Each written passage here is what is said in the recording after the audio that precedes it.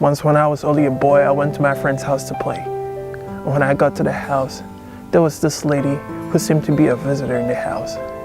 She kept looking at me for some reason, but I didn't pay much attention to her and kept playing with my friend.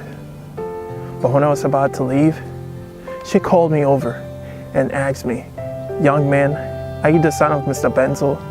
"Yes, please," I replied politely. She then told me her name and told me to tell my dad she sends her regards. But I could sense that there was something wrong. I could see tears in her eyes and could feel the pain in her voice. But I didn't say anything. I just went back home, told my dad her name, and told him she says hi. My dad shook his head and said, "Son, this lady would have been your mom.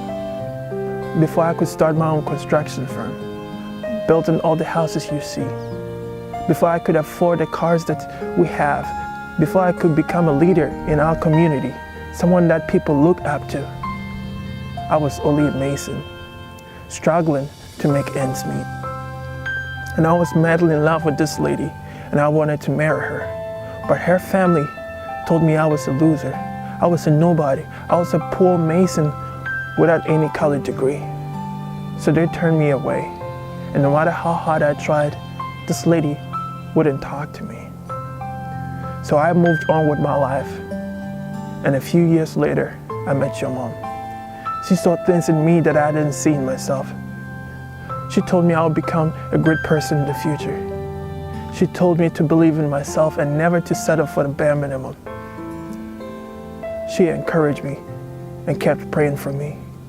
So I asked her to marry me, and she did. But things weren't easy at first. There were days we didn't have any money. There were days we didn't have any food to eat. There were days that I had to walk for over 10 miles just to go to work. But we kept praying and see where we are right now.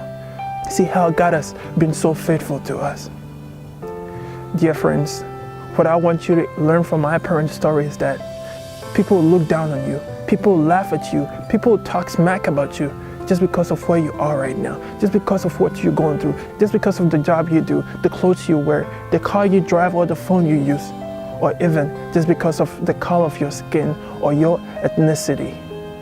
But never let that get to you. You are not defined by what people think or say about you, but only by the Word of God. One day, all these people who are looking down on you are gonna look up to you. They're gonna see you in high places. They're gonna see you doing great things. And they will say, "I know this person." And they will wish they were still your friend. They will wish they were your husband or wife. Trust me, that day will surely come.